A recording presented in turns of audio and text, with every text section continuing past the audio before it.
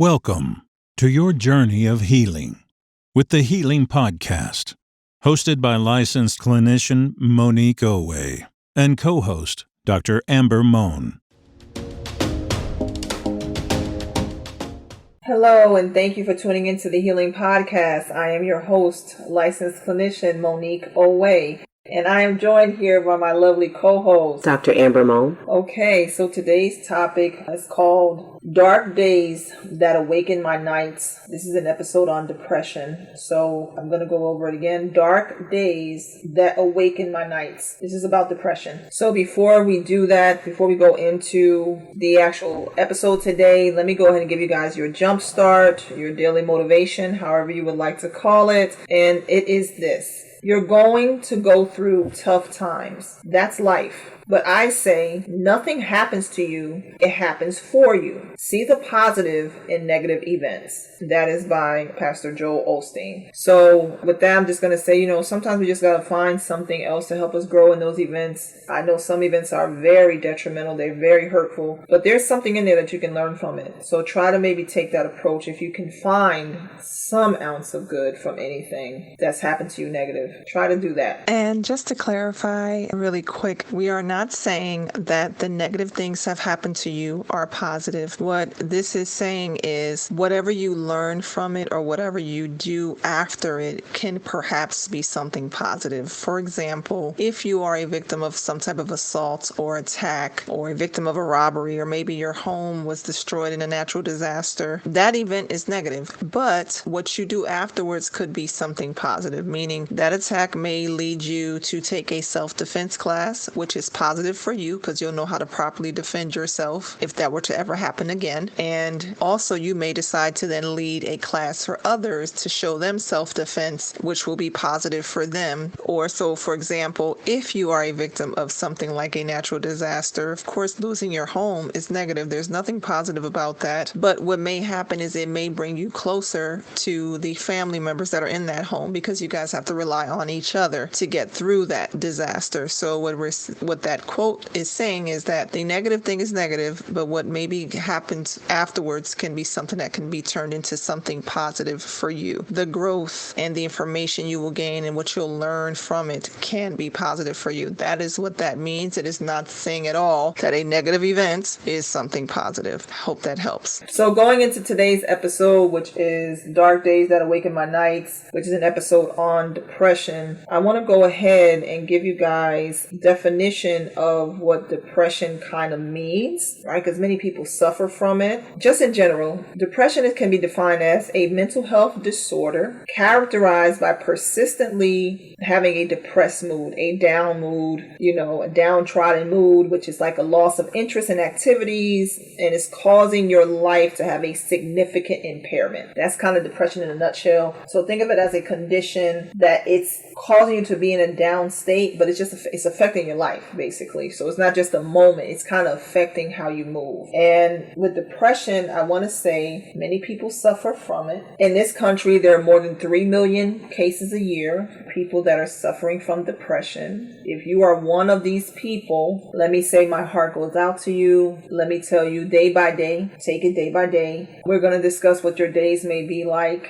and how maybe you can get through it. So what I do want to say is, for example, depression can come in many different forms. It doesn't always look a certain way. Sometimes people think someone that's depressed is always supposed to be with their head down and always walking around sad. And many times that's not the case. I mean, look at comedians. There are a whole bunch of comedians that are depressed and they're all day telling you jokes, can make you laugh. But when you go and ask them how they really feel, they're suffering from depression. They're going through some things internally that don't make them feel the way they make you feel.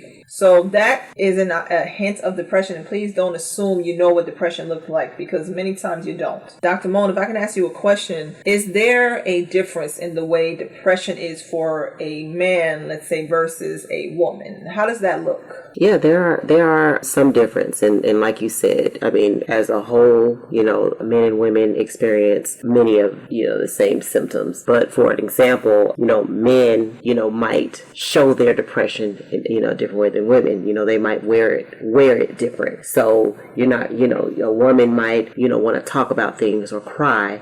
A man, he might not. He might just be quiet. He might do a lot of laughing and joking that's not typically normal for his personality. So also too, men, with depression are more likely to abuse alcohol and other substances. Women are more likely to, ruminate when feeling depressed. So those are some symptoms. Okay, so we do see that there can be a difference in the way someone who is a man can go through depression versus how a woman may go through depression. But of course, as we say, you guys, depression can be very different for different people. Yes, some people will sleep a lot, right, when they're depressed. Other people cannot sleep at all. Some people will want to isolate, want to be in the dark. When they get home, they get straight into bed, just want to watch certain shows on TV. They don't want to do anything. They don't want to talk to anyone. Other people just want to be out because they're afraid to go home because they're depressed. So they'll try to make sure they stay out all night, right? Because they don't want to go home where the feelings increase. Some people think of harmful thoughts to themselves or how they can get through harmful behaviors, like Dr. Mohn mentioned, the alcohol, the drug use, the recreational drugs, always needing a fix, right? Other people will become angry when they're depressed. Other people will become insensitive to others when they're depressed. It does not necessarily look one way, and it doesn't always mean that you always look like you don't want to care for yourselves. At other times, you don't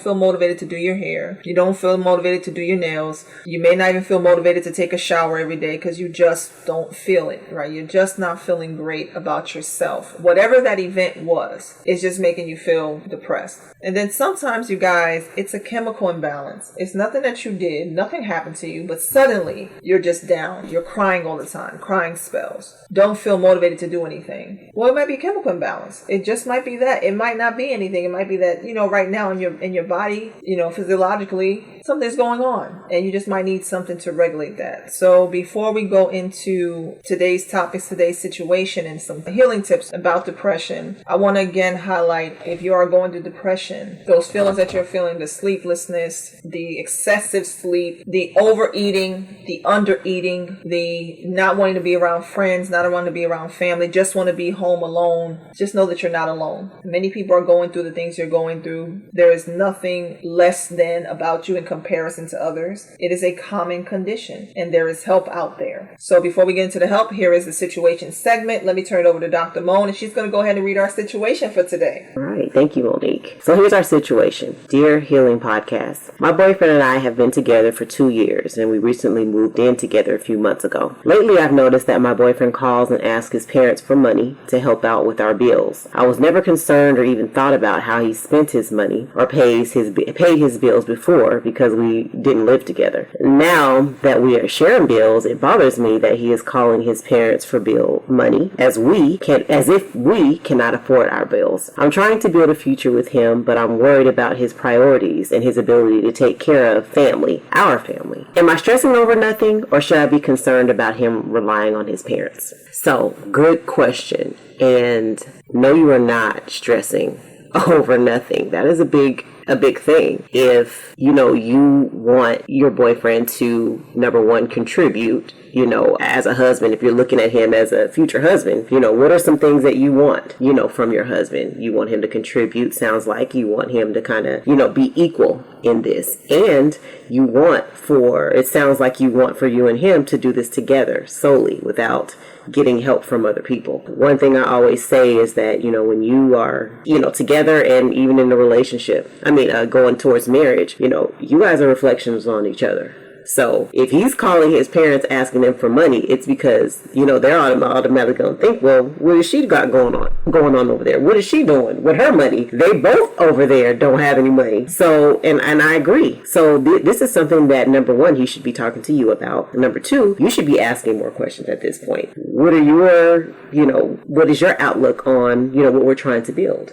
what do you want for our relationship, for our family? Like, why are you calling your parents? I don't even know if you've asked them, but why are you calling your parents asking them for money? You know, ask yourself, what am I missing? What have I missed? It sounds like maybe you didn't know everything you should know about your boyfriend and kind of how he handles money and things of that nature. So I think that these are questions that you need to, ask him. You guys, it sounds like you guys need to sit down and have a conversation. Well, to whoever wrote in, thank you for subscribing to the Healing Podcast, and thank you for sharing your story and your situation. So should you be concerned? I think no. I think you should be, in a way, happy that you found out there's an issue and found it out now before you guys take another big step if you're thinking about marriage. I think sometimes what happens is once we move in with someone, we really get to see their true behaviors, right? I'm not saying you have to move in with somebody to get married, but if you do, or once you do, whether you want to get married or not, you get to see how they move.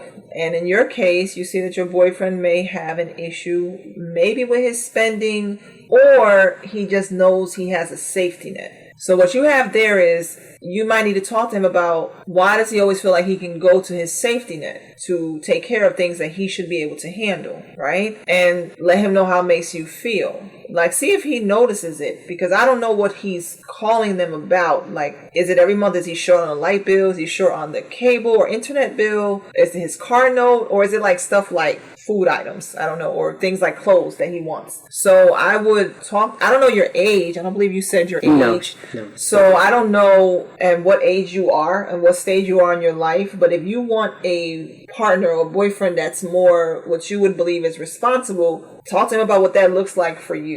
But should you be alarmed? I think it's cause for a conversation. I don't think it's cause for like a breakup right now. I think it's a conversation. And here's the thing. You've been single. He's been single. He's been able to move by calling his parents sometimes. Maybe you didn't have that safety net from your parents or whatever. You're just more independent, so you don't call your parents for money. I don't think it's a problem. It's good that he does have people that can be supportive. We all need support at times. I think it's just discussing it with him, because sometimes we just live life and we're single. We don't know something's a problem until somebody points it out. So maybe he just doesn't know that it's a problem. So find out what it is. Have a discussion. I think it's just grounds for communication. That's all I think it is. I don't think it's a run for the hills yet. Unless every month he's short on the rent, or however your living situation is set up. If every month he has to call mom or dad to pay his rent, then I think you got to ask him about more of his finances, his salary, what he's doing with his money. But other than that, I think this is a good thing. I think it highlighted some areas where you guys can work on, or he can work on. That's all. So I think this is a good thing in a way. Hopefully that helped you. I hope that has been helpful. And thank you for tuning into the Healing Podcast. Dr. Mohn, before we go on, anything else about this? No, you highlighted the biggest thing, to sit down and have a conversation.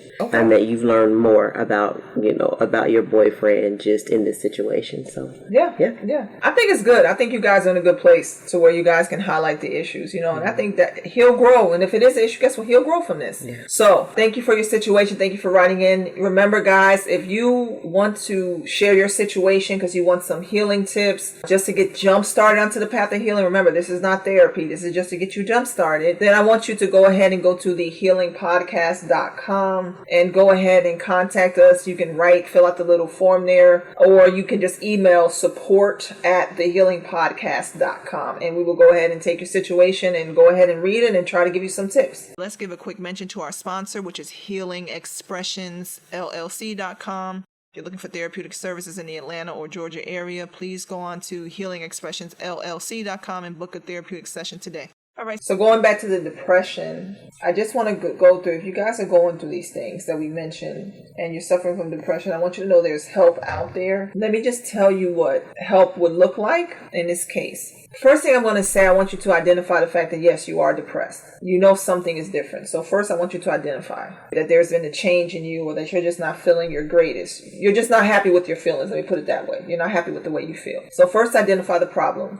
Second, I do want you to go get a physical. I want you to get checked out by your doctor to make sure, well, I would suggest, it's up to you. I would suggest that the doctor check you out to make sure there is no chemical imbalance, that it's not something going on with your hormone level. That's for men and women, to see if there's not something else that's causing it, because it might be a quick fix. Maybe you just need some extra hormones or something to kind of get you regulated. Number 3, once you've done that and you're still not feeling great, and it's nothing where it's like a hormone level, but you're just feeling down, I do want you to talk to a therapist in this sense, you guys. Therapist or a life coach. But the thing is, life coach focuses very much on future and things you want to do. And therapy focuses more so on the things from your past and your current situation that's triggering these things that are affecting your life. So I do want you to get with a therapist. There are many therapy platforms nowadays, whether you do it online, whether you do it mobile on your phone, whether you go in person to speak to someone. I think therapy is out there for everyone. It is not as much as a stigma as it used to be. So I want you to be willing to talk to someone, because I don't know if you're going to be able to fix depression on your own. I'm not going to say that. As a professional, I'm not going to say you can fix it all the way on your own. You're going to have to do something. The other thing is, take it moment by moment. Everything does not have to be fixed today, moment by moment. So, for example, if you have not been showering, but today you did shower, that's a win. I want you to celebrate that win. And then remember how you felt about it. If you still feel down again later, think about what you were doing. Were you watching something sad on TV? Were you watching something funny? Did you just get off a conversation off the phone with someone that kind of said something upsetting to you? And another thing I'm going to say, I want you to kind of stay away from negative things. You're going through depression, stay away from negative people, stay away from people who don't encourage you, stay away from dark movies that are going to put you in a more depressed state. Stay away from those things. Right now, you need to be adding a lot of lights, positive things, positive energy, positive people, surrounded by people that can understand and listen to you, not downplay or disregard your feelings. So if you have people in your life who are doing that, keep away from those people right now. They're not helpful.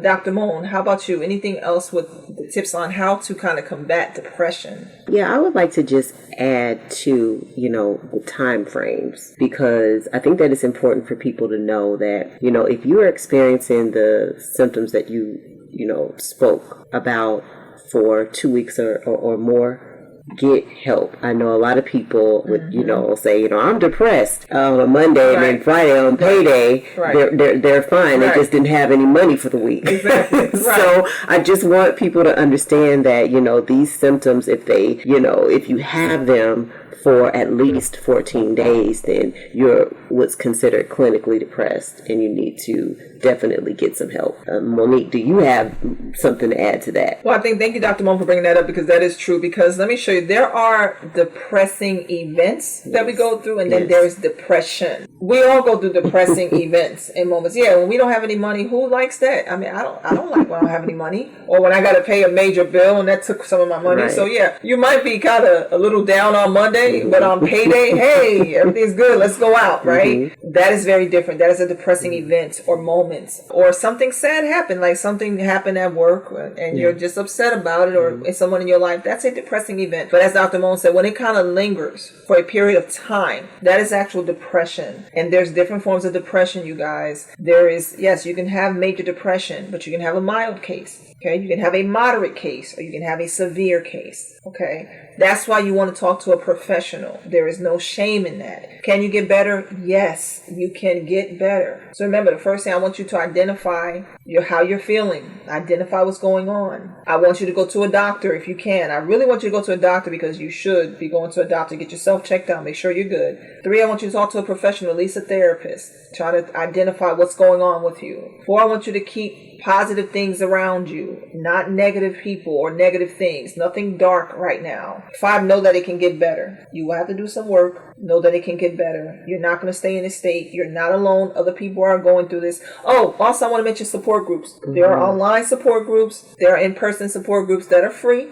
So if finances is an issue, look up, Google free support groups for depression near me, or online, and you can find some supportive communities. And sometimes Facebook has some groups too, just people who are going through this, and you got some helpful tips in there too. So that is what we would like to discuss on depression, you guys. Know that you're not alone. It also, you know what, the helpful links tab on the healingpodcast.com, if you go to the helpful links tab, I have the hotline on there for the suicide hotline, which is a 24-hour hotline, 7 days a week, where you can just talk to someone about your feelings. You don't always have to be going through a suicidal episode or thought. you can just talk to someone because you need some support. So go ahead to that helpful links tab and click on that for that information. So before I close out this episode, anything else, Dr. Mohn, that you would like to add about depression? No, I think we covered it. Okay. All right, great. Thank you guys for tuning in. Make sure you like, share, and subscribe. Tell your friends, tell your family, share your thoughts with us. Let us know how you feel. Make sure, hey, if you're on Spotify, Amazon Music, whatever platform you listen to